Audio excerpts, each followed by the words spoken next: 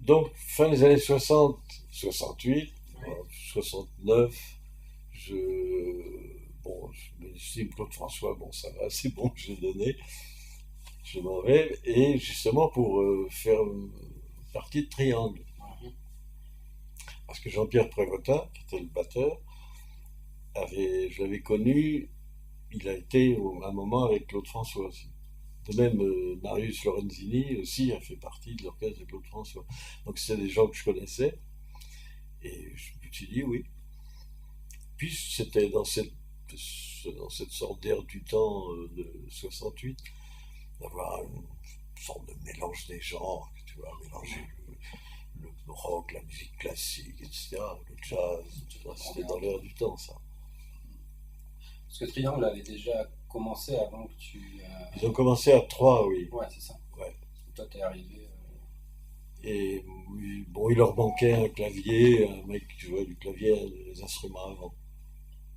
Donc j'ai dit, oui, ben, pourquoi pas.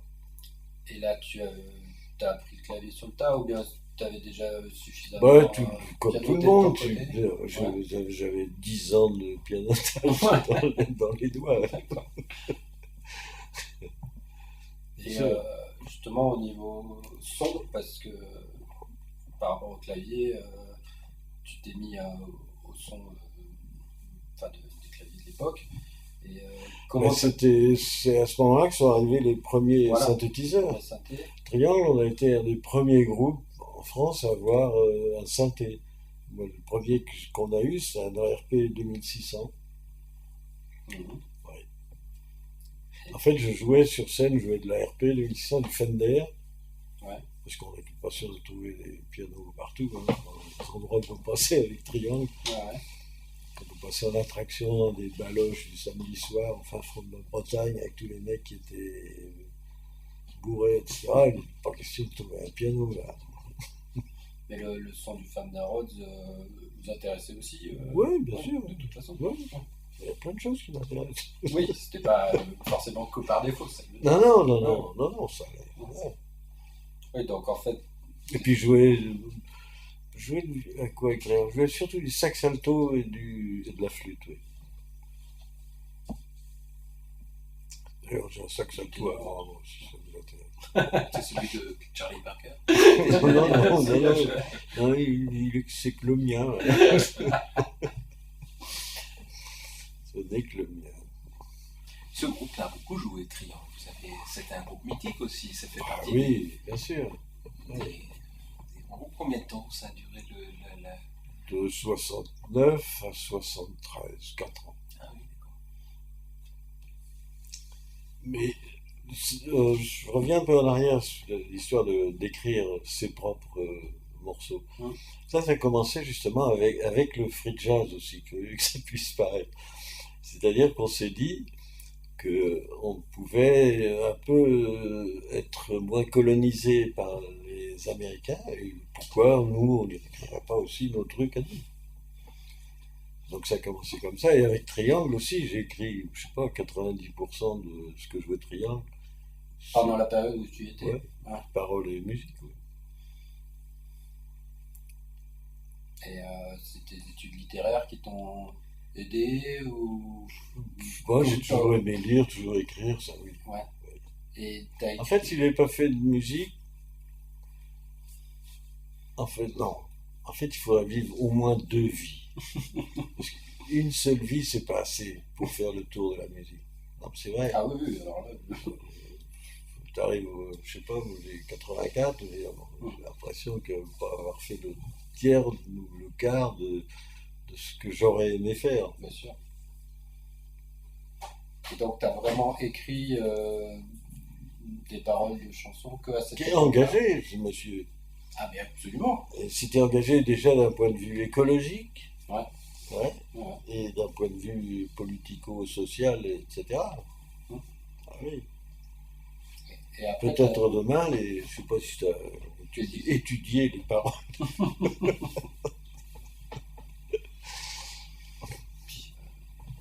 Et alors, qu'est-ce que tu aimerais réaliser? Tu disais, il faut deux vies et il y a plein de choses que j'aurais aimé faire que j'ai pas pu faire. Comme quoi, par exemple? Mais En fait, moi je vois ça pour ça, mais c'est un peu pour tout le monde pareil. Entre le moment où j'ai ce concert de 49 et aujourd'hui, il s'est passé plein de choses, quand même, il s'est passé des choses, mais jamais ce que j'avais prévu, en fait. C'est ça qui est bien. C'est-à-dire, j'avais jamais prévu que je serais prof dans un conservatoire au CNSM. En plus, c'est une chose, non seulement ça ne m'aurait pas intéressé pendant une longue période de ma vie, et c'était totalement inimaginable. Faire partie d'un groupe de rock, pop musique, mais pourquoi? Non, c'est après. Donc, s'il y avait une deuxième ou une troisième vie, ce serait pareil.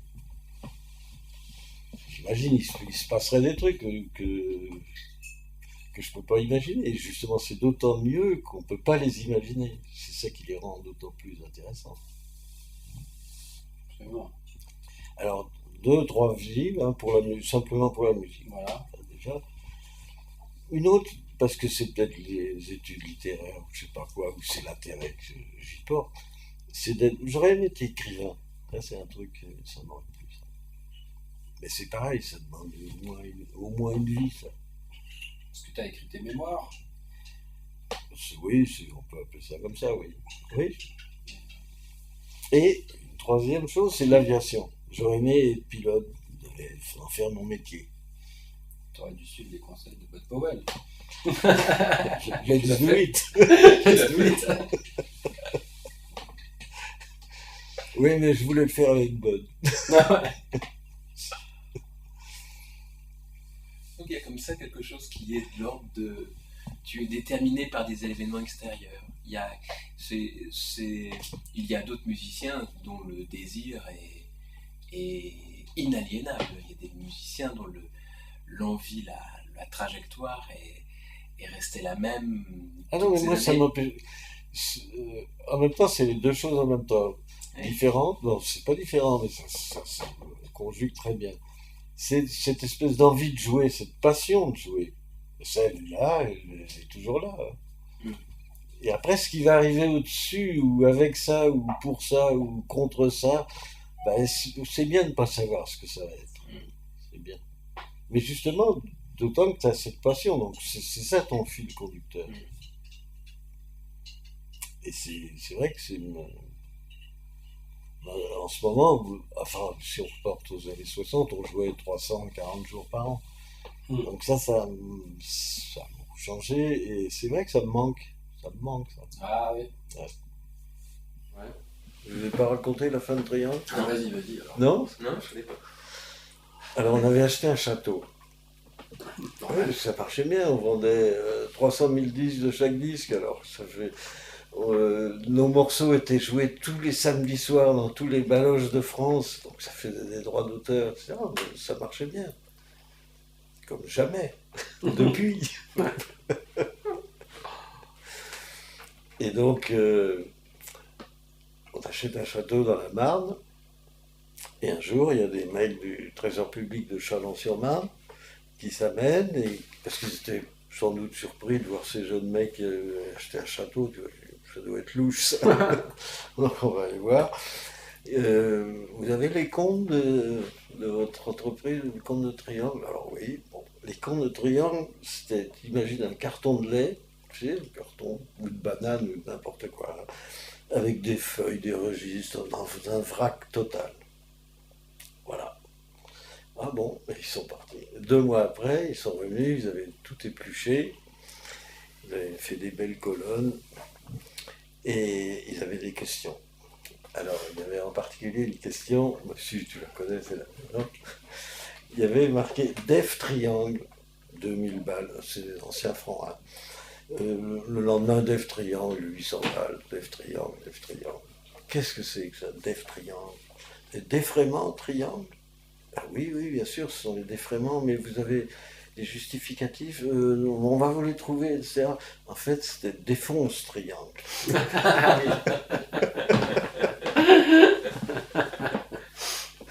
Donc ils nous ont allumés de à peu près 20 millions anciens chacun.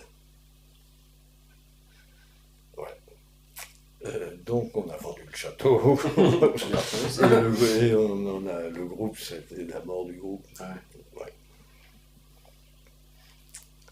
Et puisque tu parles de triangle, est-ce que à l'époque il y avait Ange, il y avait Magma, Il y avait les variations, il y avait Zou, il y avait Martin Circus, ouais, puis Dynasty Crisis. et vous Il y avait étiez, une pléthore de groupes. ouais.